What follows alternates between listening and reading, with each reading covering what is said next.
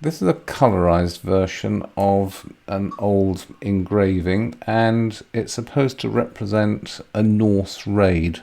It's very dramatic, but it doesn't seem to show very much in the short term. We're talking about the second age of invasion. Something that jumps out at you from an inspection of the record of the barbarian invasions is that there was not one wave of barbarian invasions. You do not have one set of invasions that happened in the 4th and maybe the 5th and maybe the 6th centuries. What you have is repeated waves of settlement. And if we go back to the very first session we had, I pointed out that these waves of invasion or waves of settlement have been going on since the Stone Age.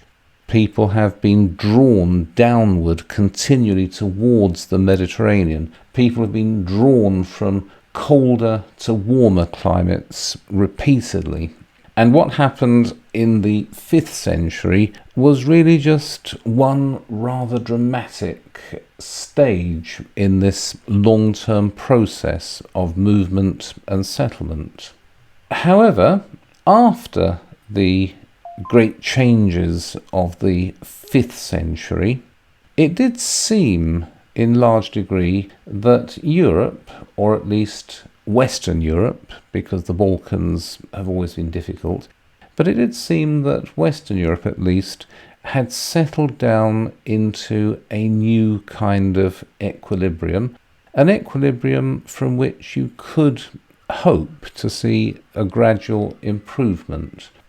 We can forget that the entry of the barbarians in the particular wave of the 5th century was a catastrophic flood of savages. They were not nice people, there's no doubt of that. It would be difficult to portray them as peaceful settlers. They were not, or enough of them were not peaceful settlers for you to take one look at the barbarians as they come over the horizon and to lock and bar the city gates and to hope for the best. But this was not like the Mongols in the 13th century. It was not like the Huns in the 4th and 5th centuries. Most of the barbarians were reasonably peaceful. They were reasonably Christian. They were already reasonably Romanized. And they tended to fit themselves into an existing state of affairs. But there is no doubt when every possible allowance has been made and when all of the revisions of the modern world have been put in place, that this period from about 525 to about 700 are an age of demographic and therefore social and economic collapse. And the causes, most of them are external. You have climate change, which is an important force in this period, because of the change in climate, partly a long-term trend downward in temperatures, but also a set of specific climate shocks, possibly a volcanic eruption, possibly a small asteroid impact, whatever the case. You have a sudden downward blip around the middle of the 6th century. This brings on the plague. And then, in the course of this, a series of very unwise wars of reconquest by Justinian. And this brings on a broad-based collapse of ancient civilization in the West. This orange table on the right of the slide is a very conjectural set of population estimates. Very, very conjectural, largely guesswork, but even if you don't accept the absolute figures given, this does say something about the direction in which the numbers were going. And so around 500, just as we're getting into the collapse, Italy has a population of, let's say, 4 million. France, a population of 5 million. 150 years later, Italy is down to 2.5 million, France down to 3 million. The British Isles, no change, but then 500,000 people don't really make much difference in a country this size. You might even say that at 500,000 the country is effectively not populated. There were large reductions in population, and these were large falls in population from what was, let's admit it, a very low beginning figure. A population even of 5 million for France and the Low Countries together is very, very low. It means that you could possibly walk for days without coming across a settlement in France. The same in England. You might be able to walk from 1 week to the next without seeing a proper settlement. You might walk for several days without seeing people. But a fall from 5 million to 3 million is a substantial drop. Most of the drop was seen in the urban population. There was a complete disappearance of cities in many parts of the West, and in those places where the cities did not disappear, there was a shrinkage of cities, and that brings about a fall in the Latin-speaking urban population, and therefore of their particular culture, which had existed throughout Western Europe from, let's say, 100 BC right the way through to the 6th century. So there's less civil law. There is still crime control, but there's less in the way of civil law because people are not quite so interested in the law. There's less administration. There's no money to pay the civil servants. There are very few things for them to administer, and those government buildings empty out and are demolished or repurposed. And there is a great deal less literacy, and literacy was never that widespread, but it seems to have died out in many parts of Western Europe for quite a long period. You have what is called the 4 disappearances from Western Europe. From about the middle of the 6th century onwards: papyrus, silk, spices, gold coins. All of these had been evidenced in reasonable abundance before about 500. After the middle of the 6th century, they largely, not entirely, but they largely do disappear, which shows that there has been a great shrinkage of international trade because all of these things are brought in from outside. It also shows a fall in demand for these things within Western Europe. We can say that there has been, if I call it a collapse of civilization, that's too dramatic.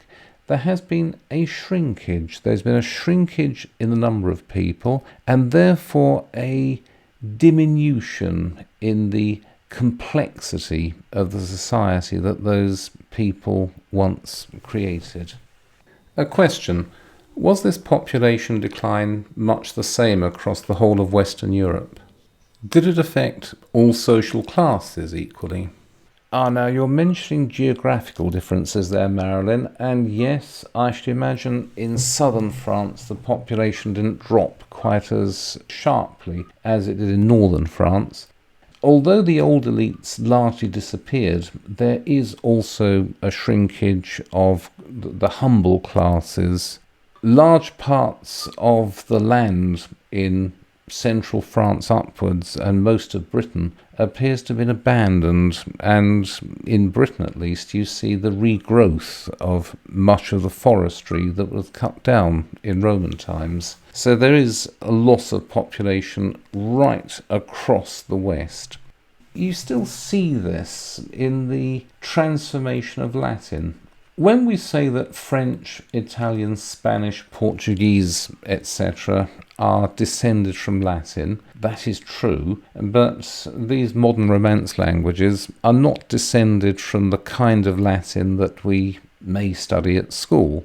These languages are not descended from the classical Latin that was written by the higher classes among the Roman population. The languages are descended from the spoken language of the people, from what is called Vulgar Latin. There were, in the first 3 or 4 centuries of the Christian era, a number of important changes in Vulgar Latin. If you know anything about the Latin language, I'll say that by about 300 AD, The dative case had effectively disappeared from the spoken language, and the ablative case was becoming less prominent, and the genitive was not used as much. But these are rather slow changes, and they are strongly resisted. After about 600, when the West is deep into its downward swing, and the number of people able to read and write and able to use classical Latin had become vanishingly small, and indeed most of these people had withdrawn into the monasteries, then it seems that the changes in Latin speeded up. They became faster and much more radical, to the point where whole tenses were reshaped, and the grammar was comprehensively reshaped in various parts of Western Europe. And although our evidence for the modern Romance languages does not unambiguously emerge until about 1100, it does seem that the main changes that distinguish modern French from Latin took place between about 600 and 800, maybe 900 AD. This is because there was an almost complete lack of people interacting with ordinary people who were fluent in the classical language. The changes. Let's look at the changes. Let's try to look on the positive side. You have an insensible merger of the barbarian and the Roman population, or rather you have the complete absorption of the barbarians. They cease to exist as a separate order in most of Western Europe. In England, because the Romans themselves had been a tiny minority, or the Romanized Celts had been a tiny minority, the English took over. But in France, Italy, Spain, the barbarians were absorbed into the existing Roman population until by about 700 you could only tell somebody's ancestry by looking at the name. It was not possible to say, there's a barbarian. That was a distinction which had long since disappeared. And in these new societies, you have a new tip, a new peak of the nobility and the clergy. The nobles and the clerics are drawn from much the same social class. You've got underneath those an unknown but a small number of craftsmen and merchants. And there's a lot of controversy over the numbers of these merchants and the scale on which they operated. Just because the same language is used to describe these people in 600 as was used in 300 doesn't mean that these people were doing the same things or had the same importance.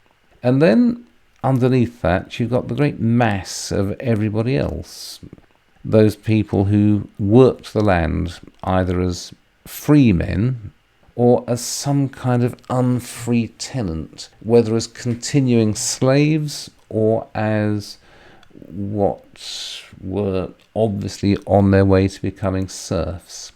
Various estimates can't be trusted, but it may be that Paris was the largest western city outside Italy in 700, and it may have had a population of 10,000, which tells you that urbanism has broadly ceased to exist. But there is a tendency towards recovery. This is a representation of the Viking raid on Lindisfarne in 793. The Northmen came out of the mists. They came out of nowhere across the sea. They landed on Lindisfarne, which had been settled for well over 100 years and which was a notable religious centre and a noted cultural centre, and they destroyed it. They burned the churches and the monasteries. They killed as many people as they could get hold of. They stole everything that seemed to be valuable, and leaving a pile of blood-soaked corpses and smoking buildings, they sailed back into the mists across the sea. Here we have some accounts of what went on. The Anglo-Saxon Chronicle, the entry for the year 787. This is the first account we can find anywhere of the Scandinavian raids. 3 ships of the Northmen from the land of robbers. The Reeve then went there and he would have driven them out, but he was killed. And these were the first ships of the Danish men that sought the land of the English nation. And then you've got an entry for 793 from the Anglo-Saxon Chronicle, and this is the important one. In this year, terrible portents appeared over Northumbria and miserably frightened the inhabitants. These were exceptional flashes of lightning, and fiery dragons were seen flying in the air. A great famine soon followed these signs. A little after that, in the same year, on the 8th of June, the harrying of the heathen miserably destroyed God's church in Lindisfarne by rapine and slaughter. Somewhat later, indeed 5 centuries later, Simeon of Durham, in the 12th century, 4 centuries later, he says, "And they came to the church at Lindisfarne, laid everything to waste with grievous plundering, trampled the holy places with polluted steps, dug up the altars and seized all the treasures of the holy church. They killed some of the brothers, took some away with them in fetters, many they drove out naked and loaded with insults, some they drowned in the sea." The significance of Simeon of Durham is A, 4 centuries after the event, he is still writing about this as a notably terrible event. B, he may have had access to sources which we have since then lost. Then we've got Ahmed ibn Fadlan, a Muslim writer of the 9th century, a writer from Islamic Spain, that's it. "I have never seen more perfect physiques than theirs. They are like palm trees, are fair and reddish, and do not wear the tunic or the caftan. However, they are the filthiest of all Allah's creatures. They do not purify themselves after excreting or urinating, or wash themselves when in a state of ritual impurity after coitus, and do not even wash their hands after food." Take what you like from this Islamic writer. He is looking at these Northmen and he's giving his own personal opinion of them. But this is a significant event at the end of the 8th century. Europe has been, if I say Europe has been at peace for several centuries, that would be the most grotesque exaggeration. Europe has always been at war and will always be at war one way or the other. But these are mostly internal wars, wars between the Franks and the Visigoths, wars between the Burgundians and the Franks, wars between various tribes or kingdoms in England. There has, for well over a century, been no outside intervention. And suddenly, out of nowhere, right at the end of the 8th century, when it may be said that things are beginning to improve, there is another wave of invasions. This is a medieval representation of the Northmen or the Vikings coming across the sea in their ships. And notice that they're not wearing helmets with horns on them. That is apparently a 19th century misunderstanding. I'm even told that it makes no good fighting sense to have a helmet with horns on. Look, this is what those Vikings did to themselves. Look at that. Imagine having that done to your teeth. Then again, I think tooth filing has come back into fashion among some young people in this country, but I should imagine they go to semi-dentists and get it done under anaesthetic. Imagine taking a file and raking it backwards and forwards across your teeth. Yes, it's not something that I would greatly fancy doing. They did this to themselves. What they did to outsiders, well, it's there in those blue boxes, but I'm not going to read it because it's all very nasty stuff, pulling people's guts out and hacking off their ribs and taking out their lungs, all stuff while their victims are still alive. When the Vikings came, you were lucky if they killed you with a sword blow or tossed you into the sea to drown. If they held you back for special treatment, then I suppose at the very least you grit your teeth and say your prayers, because that's the end of you. Why did these people come? For men of the Middle Ages, there was a useful explanation. In 782, when Charlemagne was conquering northern Europe, he was conquering deep into what is now modern Poland, there was a sudden rebellion against his rule. And Charlemagne was very angry. When he heard this rebellion, the Lord King Charles rushed to the place with all the Franks that he could gather on short notice and advanced to where the Aller flows into the Weser. Then all the Saxons came together again, submitted to the authority of the Lord King, and surrendered the evildoers who were chiefly responsible for this revolt to be put to death. 4,500 of them. This sentence was carried out. Widukind was not among them, since he had fled to Denmark. When he had finished this business, the Lord King returned to Francia. There's a representation of the massacre at Verden. 4,500 Saxons who were put to death. Another account is that they were forcibly baptized in the river, i.e. they were held under the water until they drowned, while the priests said the baptism service over them. This Widukind was brother-in-law to the Danish king. After this event, it seems that the number of raids from Denmark and Norway seems to have increased. I think we're mistaking symptoms here for causes. Let's look at the causes. Again, it's climate change, climate change, climate change, but it does seem to line up. Look at this chart here. Here on the bottom, you have the years 200, 300, 400, etc., all the way up to 800 AD, of course. And there you've got variations in average temperature of 1.5 degrees either way centigrade. You have this downward swing for about 200 onwards, which bottoms out around 600, and then there is the beginning of a recovery.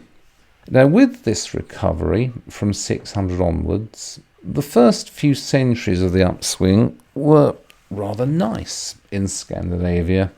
It means that the growing season is lengthened, you have an expansion of agriculture, you have what's called internal colonization in Denmark, in Norway and Sweden, in the Baltic areas. You have a growth of population and a growth of new settlements to take advantage of this suddenly more benign climate.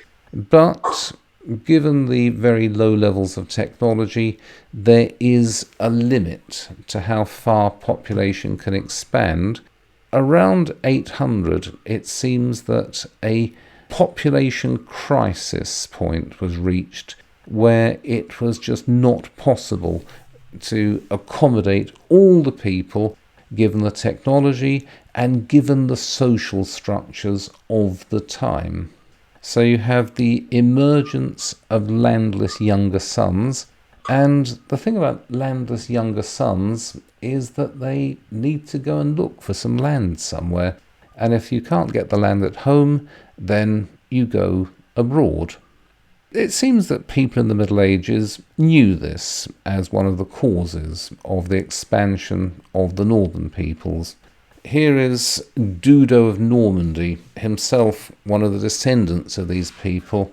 These people who insolently abandon themselves to excessive indulgence live in outrageous union with many women, and there in shameless and unlawful intercourse breed innumerable progeny. Once they have grown up, the young quarrel violently with their fathers and grandfathers, or with each other about property, and if they increase too greatly in number and cannot acquire sufficient arable land to live on, a large group is selected by the drawing of lots according to ancient custom, who are driven away to foreign peoples and realms, so that they by fighting can gain themselves countries where they can live in continual peace. A pause here for the students to discuss the Malthusian theory. I don't know, it may be that in the past few hundred years what's called the Malthusian ceiling has been lifted out of sight. On the other hand, it may come crashing down on our heads at any moment.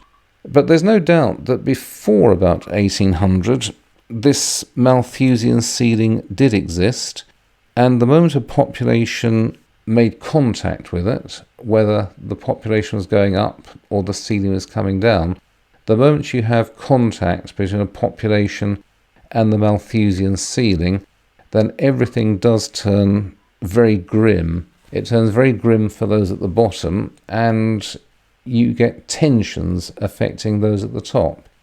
If you leave aside the somewhat moralistic tone of Dudo, that is a pretty good estimate of what seems to have happened.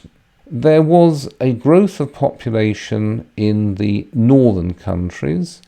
In the first instance, this was accommodated by taking over what had previously been abandoned or marginal land, but after a certain time there was no such land left, and the population continued to increase to the point where it was necessary for people to leave. This is what happened. People left the northern countries and settled elsewhere.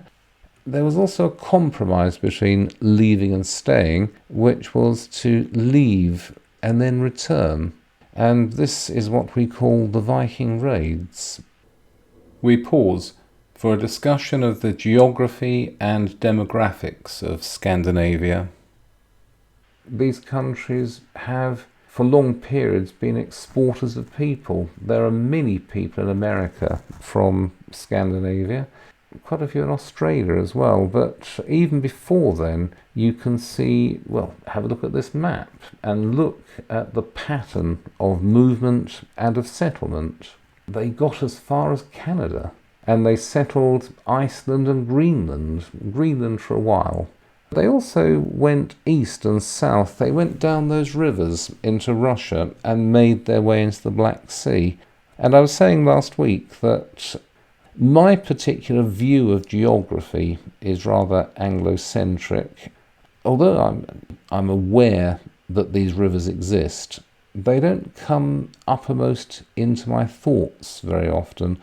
And so if you say the Vikings got as far as Constantinople, I still have the default idea that they must have sailed down the English Channel, around Europe, through the Straits of Gibraltar, and I say, gosh, they sailed such a long distance, whereas it's not that far a jump from the Baltic down those rivers into the Black Sea and then to Constantinople.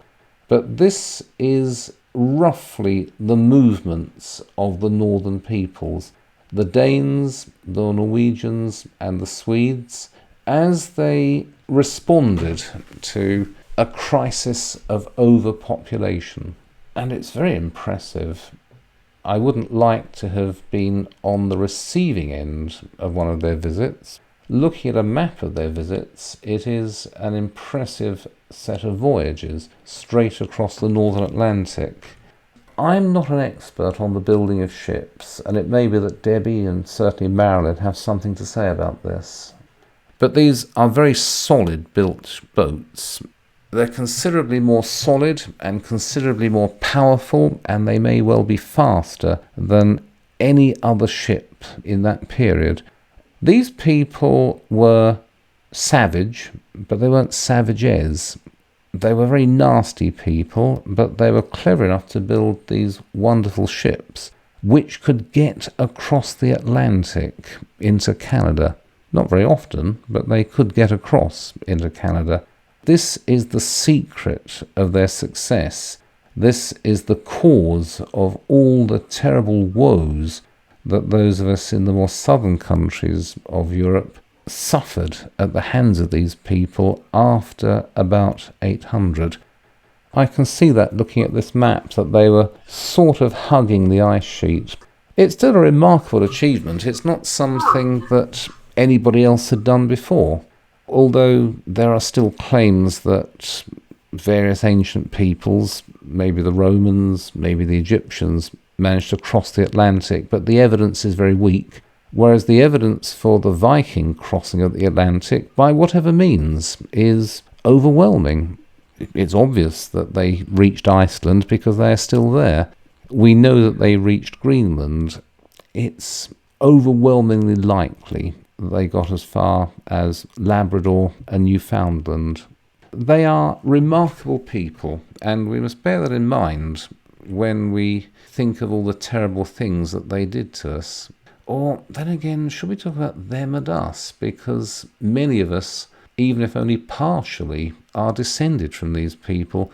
Remember a point I sometimes make, which is that the nature of things is that we are not descended from the losers of history. The losers of history have often been erased from the genetic record. They were murdered, their children were murdered. If they were enslaved, they didn't have children, or they didn't have many children who survived. We are the descendants of the nasty people on the little ponies with the scars cut in their faces, who went across the Eurasian landmass spreading their genetic material. In a sense, we're also the descendants of these Vikings who occupied large parts of northern England. Talking about them and us is difficult because we are both them and us. When I think of myself, I'm astonished that I come from a long line of genetic success stories. The fact that our ancestors lived long enough to have children who in turn survived meant that quite often they had to be remarkable people. They might not think very much of us. Indeed, we might not think very much of them. These are technological wonders, these ships. Deeply impressive. Here's a fairly modern representation of the ships at work. They landed in Ireland, which had barely seen foreign invasion. The Romans had never got there. The biggest incursion into Ireland was, I suppose, at the end of the Roman period, when a number of refugees from Britain went there, and of course when the missionaries went across. After about 800, Ireland was a repeated target of the Northmen's invasions. They would march inland facing zero resistance. They'd come to a monastery and they would break in, and it would be the usual story. Indeed, I haven't been to Ireland, but I'm told that you can still see in some of the ruined monasteries how the monks responded to this. They would have multi-story monasteries. When the Vikings turned up, they would move upstairs. The Vikings would break in downstairs, rampage around stealing things. Then, if the Vikings began banging on the ceiling, the monks would move up another level, hoping the Vikings wouldn't set fire to the building. There was no real way of resisting these people when they turned up. Around 840, they founded Dublin. But that's a whole story in itself. 844. Remember, Spain has been conquered by the Muslims after 711. By 844, most of Spain is a set of Islamic emirates. The Vikings turn up and they raid Seville. However, they don't get a very nice reception, and after this they tend to avoid Spain. The coasts of England, Ireland, France, etc., those are fair game, but Spain they tend to keep away. The Muslims put up strong resistance and drove the Northmen away, and they didn't come back. Then you have their arrival under the walls of Constantinople. In 900, they sail down the rivers that connect the Baltic to the Black Sea. They start raiding the cities of the Byzantine Empire, which was at the time heading towards a recovery of status as the greatest power in the Mediterranean world. but they don't really have much in the way of resistance to put up to these people, and so the Vikings raid all along the Black Sea coast until they attack Constantinople, and it looks for a while as if they might break in, because the Byzantines they're not prepared for this. They're prepared for Arab raids, but they're not prepared for this. And they have to bribe the Vikings to go away. And that's a standard Byzantine approach to any kind of attack. In the first instance, see if you can bribe them to go away. If that doesn't work, perhaps we should fight. In 941, they attack Constantinople again. It's a regular siege, and they have to be bought off. And then in 988, Basil II, the greatest of their military emperors, forms the Varangian Guard, which is a personal bodyguard made up of Vikings who've taken over northern Russia. And this has a long and glorious history, and I think Marilyn knows quite a lot about this. A 10-minute digression on what can and cannot be seen nowadays in Istanbul, followed by a discussion of the Viking influence on medieval Russia. Kiev, you have two movements towards the place. You've got the Northmen coming down those rivers, or coming up those rivers, and you've got the Byzantine missionaries and ambassadors. All of these points are interesting points of contact between the Byzantines and the Vikings. Russia is an interesting blend of those two influences, plus, of course, whatever comes in from Asia. I don't know a huge amount about the early history of Russia. I don't know an enormous amount about the early history of the Slavonic peoples. I am aware of them only when they impinge strongly on Byzantine history. It's something that I feel I should do something about. We have to remember that the Black Sea is not just the end point, it's the last bit of the Mediterranean. You go through the Hellespont, you get to another sea, but this is it. There's nothing beyond that except the Eurasian landmass. Whereas in fact, the Black Sea is fed by these large navigable rivers, which is what makes Constantinople such a good trading centre.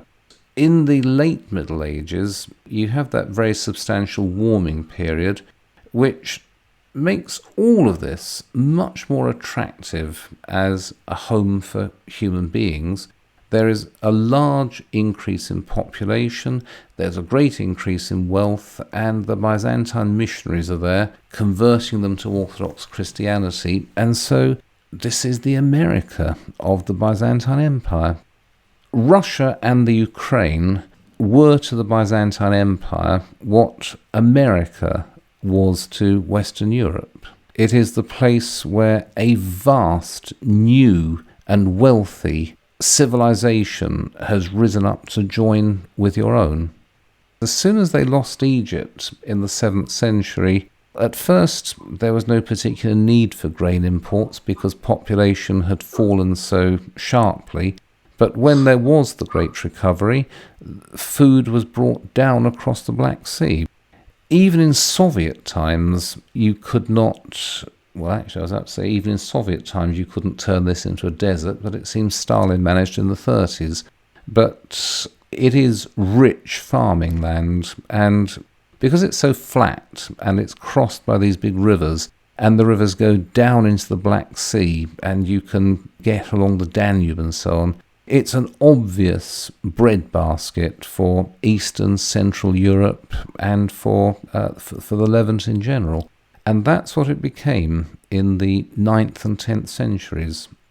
Although the Northmen went down those rivers, sometimes as raiders, they also settled. And remember that the difference between pirates and merchants is simply a matter of convenience. It depends which hat they're wearing at the time. It's a wonderful story. It's a story of which I know the bare outlines, but I know that it's a very important story. It's part of what reinforces the great confidence of the Greeks in Constantinople, because their world is not simply Turkey, Greece, and bits of the Eastern Mediterranean. It's also this vast and expanding arc of Orthodox civilization which is heading up towards the Arctic Circle. The Vikings, they didn't sit around feasting and drinking until one day somebody said, I know what, let's sail across the North Sea, burn Lindisfarne, do lots of murdering and raping and all the rest of it, and bring the goodies back here. Oh, that's such a wonderful idea. This was an outward movement of what, given the prevailing technology, was a heavily overpopulated region. People went out mostly as immigrants. They left and they settled. Some were raiders, some became pirates, going out, raiding and bringing back the booty. But it seems that most of them left as settlers, and the most obvious place to settle is those great flatlands in Russia, which are relatively empty of people and which, because of the increasingly benign climate, are becoming very inviting as agricultural lands. Russia was not the only place where these people settled, so let's have a look at that. There we are, France. And this may be, from our point of view, this is the most significant of all the Viking settlements. 9/11, they turn up and they lay siege to Paris, and they are bought off, not with gold, but with land. They are granted lands in northern France, in this pinky and orangey area on the map. They're given Normandy, the place where the Northmen live. Over the next century, the descendants of these people, like every other barbarian group before them, blend into the existing population. They adopt what is now the French language, and they become Frenchmen of a sort. But they're not ordinary Frenchmen, are they? Because these are Frenchmen who get themselves into Italy. They take the whole of southern Italy and they take Sicily. These are the people who provide the heavy muscle for the First Crusade. And of course, these are the people who in 1066 turn up at Hastings. So these are the Norsemen, these are the Vikings. And they are one of the strangest of the barbarian groups. They are the most extreme example of the barbarians. They have all of the tendencies of the earlier barbarians, but carried to an extreme. They are cruel beyond belief, but they're also very clever. They're also highly creative, and they are also able and willing to assimilate themselves into the existing populations of the territories they take over. They have completely assimilated into northern France. They speak French. They are Frenchmen. And of course, eventually, when they invade and take over England, it takes them a while because French in the Middle Ages was a much more useful language than dumpy old English. It takes a while to blend in, but the Normans, those people who invaded us in 1066, they also are part of the cocktail that is England. This is the last of the barbarian invasions. It's the last, and in many ways it is the most brutal. In many ways, it is also the most remarkable and creative. What happens at the end? Oh, there's England. Mustn't forget England, because, as I said, England is very largely made by these people. We all know that painting, don't we? King Canute. He's the King of England, Norway and Denmark between 1016 and I think 1035. He was a very popular King of England. The story is that one day his courtiers were flattering him. Oh, great King Canute, you're so wonderful, you can do anything at all. God is surely on your side. And Canute said, no, I'm just an ordinary human being like everybody else. And to prove that he was, he ordered a throne to be set up on the seashore, and he sat on it, and as the sea approached with the rising tide, he commanded it, in the name of his own greatness, not to advance any further. We all know what happened next. The rather conventional story is that he was a man so swollen with his own pride that he believed he could stop the sea, whereas the earlier versions of the story are that he was proving to his courtiers that he was just an ordinary man. But never mind that. We had a Danish king of England for a while in the 10th century, and although after his death the crown reverted to Edward the Confessor, a native Englishman, after Edward's death in 1065, you have an attempted succession by Harold, the immediate invasion by William, Duke of Normandy, and from that moment England became a dependency of the Duchy of Normandy.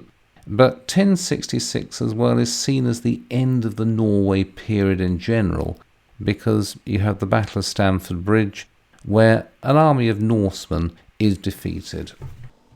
A comment that Harold Hardrada, the leader of the last Viking incursion into England, had served in the Varangian Guard in Constantinople.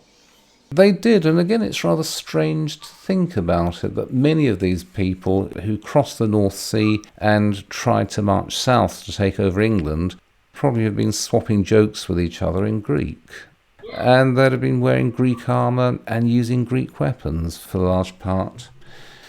Her present Majesty is descended from the Norman house, and so England is still a Viking colony to this day. One of the interesting things about all this is that history doesn't end. It blends into the present. There are still things that are all around us that only make sense in terms of the very distant past. And the barbarian invasions, those are it. It is something that connects us to the very distant past. I think what worries me more is not any ideological tendency. It is just the growing ignorance that people have of history in general. I was once discussing this with some undergraduates.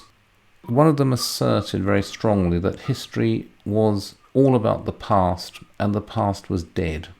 I was shocked by this, but somebody else perked up and said, no, the past isn't dead at all. The past is still in there and you can't ignore it. If you try to ignore it, it won't ignore you.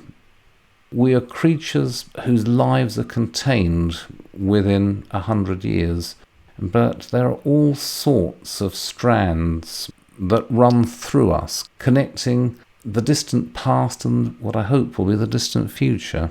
However, that's going off topic, isn't it?